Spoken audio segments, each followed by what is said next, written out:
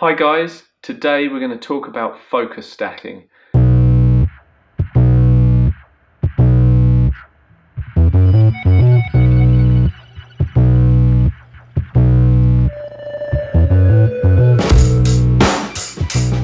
Today we're going to talk about focus stacking.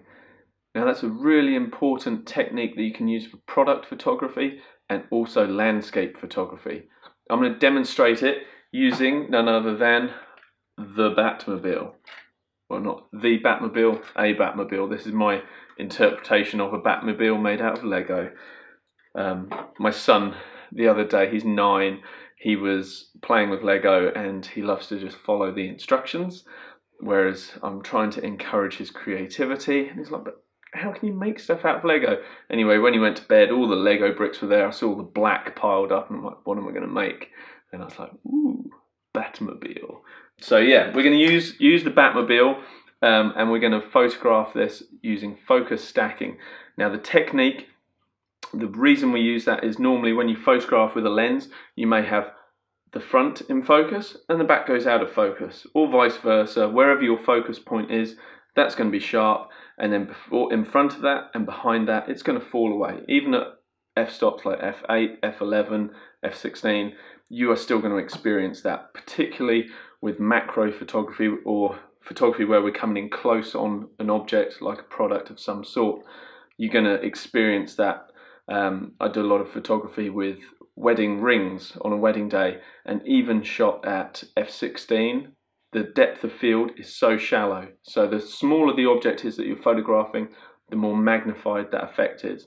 So a way around that, because we can't do it optically within the lens, we stack the focus. We take several photographs. So we focus at the front, we work our way back, we work our way back, and we're taking a series of photographs. We stack them together into one final image, and then when it's all together, we're using the sharpness of each photo, and it all comes together to be what we hope is a really nice, sharp, crisp image at the end.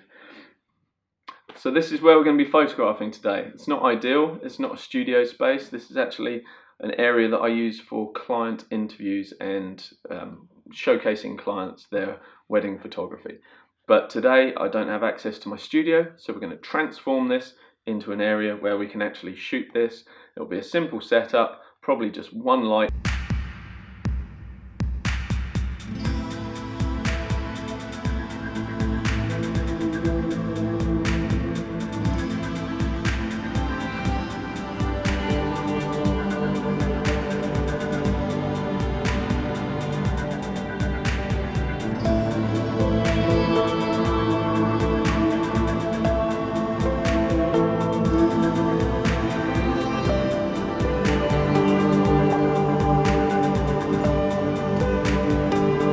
The top-down view of the Batmobile at the moment.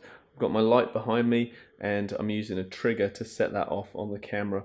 I'm also I'm using the timer shutter release on the camera, so I'm having a 2-second delay so that I can very gently press the shutter, then let go, and the camera will do a little countdown like this.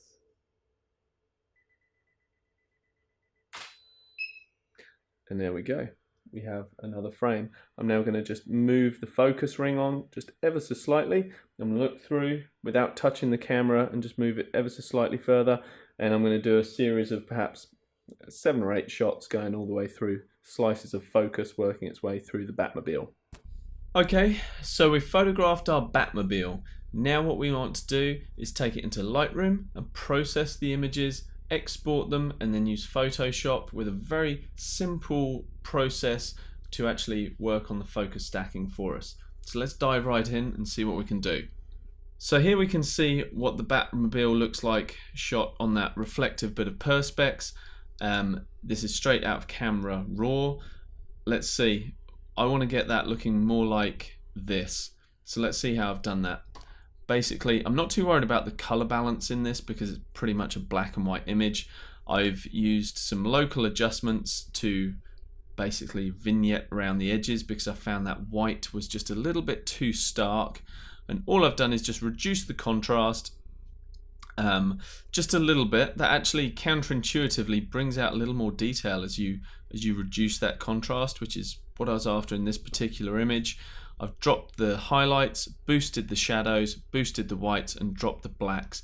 That is so often the formula to bring out a little bit more detail and vibrancy within images shot on a Nikon. Let me know, Canon users, is this the same for you guys? But basically, drop those highlights, boost the shadows, boost the whites, drop the blacks. That's been the case from the D70, D200, D700, 750, D800 and the D850. They have all benefited from that kind of format. So wouldn't surprise me if that's similar on Canon as well. I've added some clarity with this, plus 39. I just wanted to make it look really gritty, you know. The more clarity we pop in on that, it just brings out all that detail. And I've actually reduced the saturation because it's pretty much a black and white image. I don't need any color toning. If I boost it all the way, you can see where the flash fired at the back, which was just a Nikon speedlight, has a slightly different color temperature to the main flash unit I was using. So it's a black and white car, you know, it's black car. So let's just reduce the saturation and we don't have to worry about that.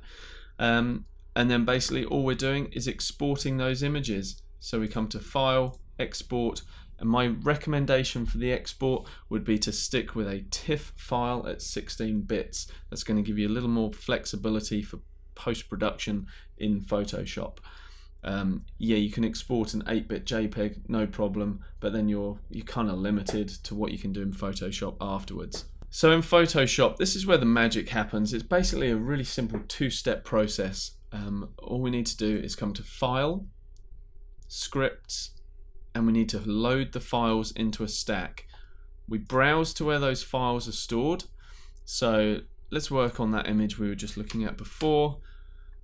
We select all of those images and we click OK. That'll put them into this little window here. Now what we're going to do, as precisely as we could, we tried to photograph the images, the Batmobile, without any movement of the camera, but I did notice that in my first frame somehow I've managed to bump the camera, so it's just a slight discrepancy with the angle of the car. But I think we can get around that by telling Photoshop to attempt to automatically align the source images. We'll click that, and we're also going to click Create Smart Objects after loading layers.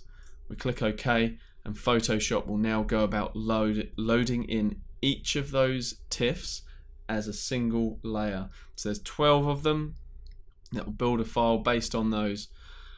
The downside to using a TIFF at 16-bit is obviously your Photoshop file is going to be pretty big to work with initially, but once we've created the focus stacked layer, we can just throw away all those initial layers, so no problem there.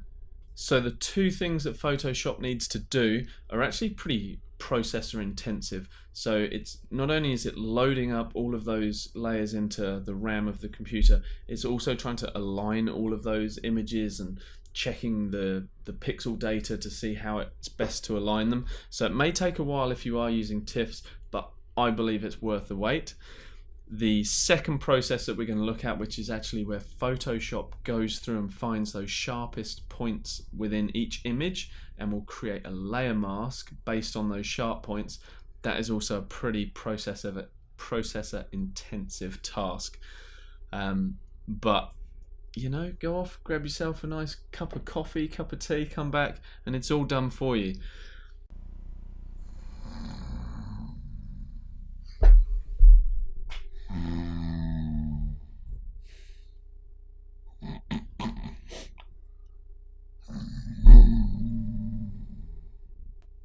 Okay, so Photoshop has now loaded up our Batmobile images as individual layers.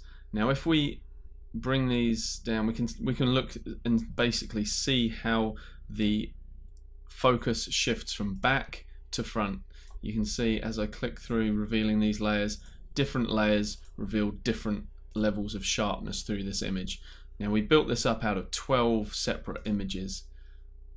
For some reason I jumped back in focus there. Anyway, they're all there. We've got lovely sharpness at varying points through the images. We need Photoshop to just bring that all together. And it's thankfully super simple.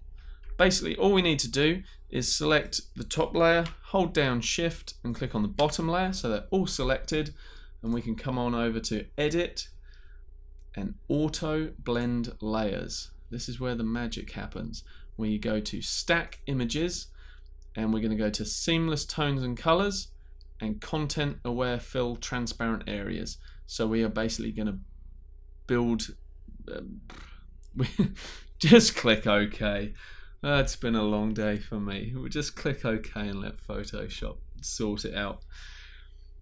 But basically what it's going to do now is go through, and it's actually going to analyze the sharpest points in each layer, and it's going to build its own layer mask based around that sharpness.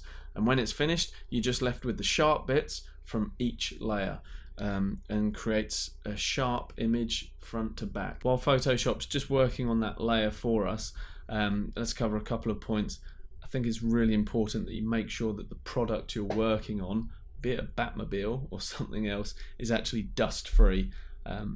My Batmobile is not dust free, and if I actually wanted to use this as a portfolio piece or something of importance, I would actually have a lot of retouching work to do on this, which thankfully I'm not doing anything with it, but it's a point to bear in mind. Photoshop's finished thinking. Let's have a look at what it's done. We now have a beautifully sharp image front to back. A Batmobile covered in dust, but one that we can actually see all the little details. You can see all the little Lego things. You can see some crazy little hair fiber there. So definitely make sure that your model or product or whatever you're photographing is dust free, because you see everything. But let's see what Photoshop has actually been doing. If we look in the layers palette here, you can see all of these auto-generated masks that Photoshop has built for us. And between you and me, I am not going to spend the time masking out that accurately, and I've seen some people doing that manually, masking out the sharp bits, and what a nightmare. Photoshop can do it for you, so let Photoshop do the thinking and go and grab a coffee in the meantime. Easy. Guys, thanks so much for watching. I hope you've learned something from this tutorial. If it's been of use to you, please do me a favor, just hit that thumbs up and hit the subscribe, and I will try and create some more content for you on photography, post-production, Lightroom, Photoshop. If you guys have got ideas for a tutorial or something you would like to see, please let me know and I'll see if I can create a video for you. Also, I'd love to know what you guys think of focus stacking. Is it a useful tool? Is it something that you guys will be using in the future? I know that it's helped me out with product photography in the past, and it's also something that I'm going to be using more in my landscape photography as well. So I hope you've enjoyed this, guys. Take care.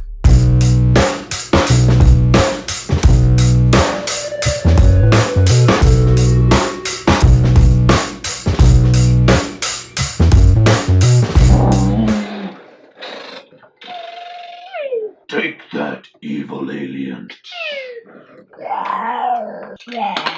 Alfred, get me out of here.